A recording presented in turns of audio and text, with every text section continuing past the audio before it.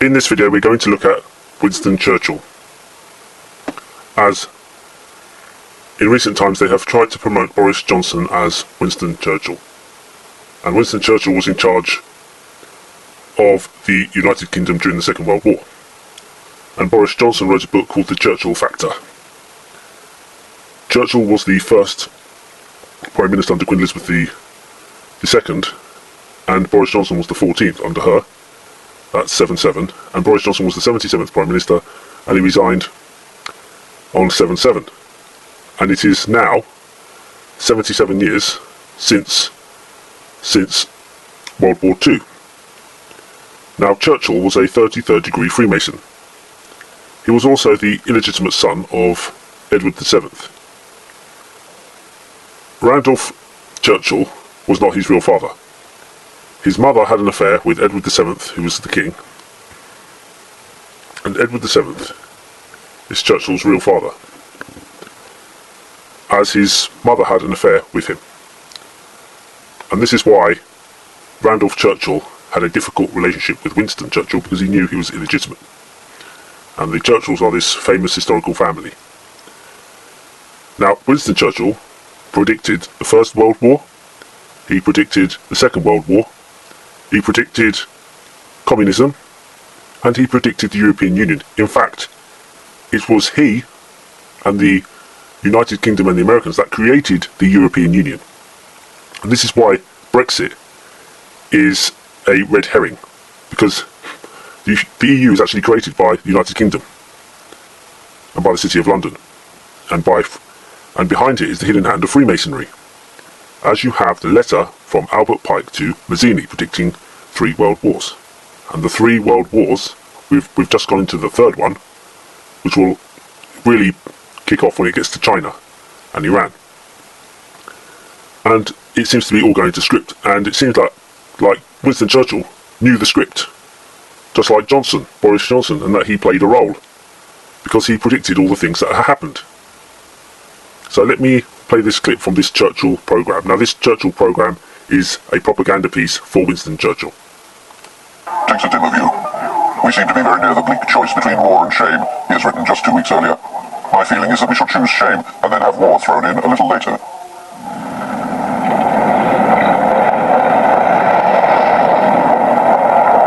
months later, in March 1939, German troops marching into Prague swiftly put pay to any remaining pacifist illusions. The Munich Agreement is now invalid. Churchill's prediction proves correct. Gradually, public opinion shifts. The newspapers announce, we still need Churchill. When 6 months later, Hitler invades Poland, France and Britain finally enter the war. Prime Minister Chamberlain has no choice but to give in to public pressure. History never repeats itself, but Churchill is an exception. 25 years after his ousting following the Dardanelles disaster, Chamberlain offers him again the position of First Lord of the Admiralty, and in almost identical circumstances, with the country threatened with destruction, and the enemy, once again Germany. For most men, war is a disaster, but in Churchill it awakens a passion. At age 65, he's full of energy. The bulldog has become a lion.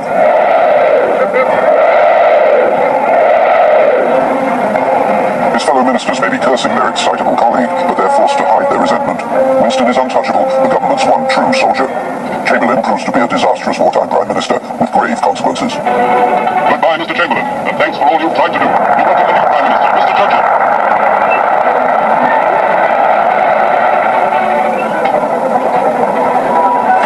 On May the 10th, 1940, the very day that Hitler launches his attacks on Belgium and Holland, Churchill finally takes up the position he has always dreamed of. This, he understandably feels, is the moment he has been living for. The Royal Air Force, on which Britain now pins all her hopes, it was he who pioneered it back in 1912, and he has watched jealously over it ever since. The hundreds of tanks that now await the land invasion, it was he who upgraded them all in 1915. The radars that will be the Air Force's eyes and ears, it was he who pushed for their creation. MI6, now in intense preparation for the invasion, was created 32 years ago while he was Home Secretary. And most of the Royal Navy's new ships were built by him as First Lord of the Admiralty between 1911 and 1950. For Winston Churchill, the war that has just been declared is a personal matter. So, you can see there that Churchill had pre-knowledge of World War II and World War I, and that he was the one responsible for updating Britain's army and arms so that it was ready for World War I and World War II. It is clear he had prior knowledge. He also had knowledge of how the war would go, that England would be losing at first and then they would win in the end. He also predicted that. Now Churchill was part of the Allies, and part of the Allies was Joseph Stalin. Now Joseph Stalin, Lenin and Trotsky first met in London, went to a conference in London, and then from London, that is where they launched the Russian Revolution. So the Russian Revolution was created in London. And then you had the Cambridge spy ring, with Anthony Blunt as the main spy, and he was related to the Queen. He also liked little boys. He was a member of a secret society called the Apostles at Cambridge. And the chief spy of the Cambridge spy ring was a Rothschild. So the Soviet Union was actually a creation of the City of London, of the Crown. And then Churchill predicts communism, and he predicts the Cold War, and he's one of the first people to come up with the phrase the Iron Curtain, and then he is one of the main protagonists in the creation of the EU. So it seemed like he had Albert Pike's letter in his pocket, because he followed it to the T. And it shows you that all these events are pre-planned, and they are like actors playing the role. And Winston Churchill actually had a heart attack in World War II because he was drinking and smoking too much. The hidden corridors of power. That Soviet expansionism represents a new mortal threat to democracy. From Stettin in the Baltic to Trieste in the Adriatic, an iron curtain has descended across the continent. This speech, which marks the beginning of the Cold War, rings out across the century. But Winston has not simply exposed the problem, he is also proposing a solution. To deal with Soviet expansionism, the only course of action is to unify those European countries that have escaped its clutches. In Zurich, The Hague, and Strasbourg, he defends the same credo, the United States of Europe, whose Franco-German partnership will be the cornerstone of a European Council. It's an extraordinary vision. So there he had a vision of the European Union. It shows you all these events are pre-planned. And during the Second World War, during the Blitz, most of the casualties during the Blitz were down to British cannons bombing their own citizens, because they did not have, at that stage, the technology to shoot down the Luftwaffe. And so what they did, they bought cannons from ships, and they put them around London, and they shot up in the air, and those bombs came right back down on the citizens. So most of the deaths, over half of the deaths during the Blitz, were down to British bombs falling on their own citizens. So Churchill was the illegitimate son of Edward VII, and a young Churchill, if you look at both of their photos, they look identical. Edward VII was having an affair with Churchill's mother. You have the comparison of Boris Johnson and Churchill. Boris Johnson wrote a book called The Churchill Factor, and this is how I knew something was up, and that Boris Johnson will be, he's already been our wartime leader, and my guess is that he'll come back. And you have the Illuminati game cards, where you have the Churchill card showing you that we're going to have World War III, because Churchill made this speech during World War II. Blood, toil, tears and sweat. And Boris Johnson is the Churchill factor.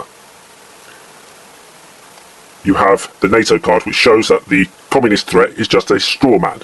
It's really controlled by the City of London.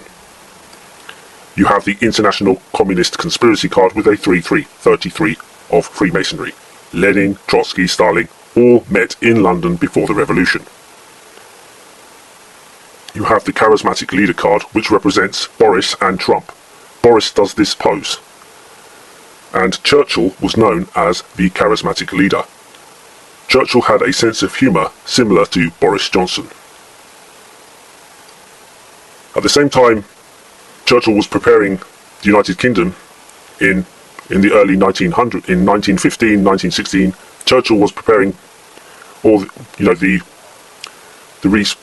reorganisation of the British Army. At that same time, Benito Mussolini was a British agent, and he was knighted in the Order of the Bath, a Masonic order, which now includes Klaus Schwab and Keir Starmer. And at that precise time, he was a British agent, getting paid £100 a week by MI5 in 1917. At the same time, Churchill was reorganising the army, the navy, preparing for future wars, and this man then becomes the future dictator of Italy during that war. And you have the World War III card. Now this is a nuclear explosion, and this is on the cover of The Economist magazine, the same people behind the Russian Revolution and behind these events. And so they're showing you that this is going to happen because this is a script. as we can see in Albert Pike's letter to Mazzini, and it seems like Churchill followed this script to a T. And so you have the first war, which got rid of the Tsar and created that state in the Middle East, and then you have the Second War, and between Germany and England and communism, and then you have the Third World War, which we are in the process of today. And this is why the Churchill-Boris Johnson connection is so important, because they are following this script, and we are actually fulfilling Pike's letter. And the way Winston Churchill could predict all these events, it shows you that it's a planned script. Thank you.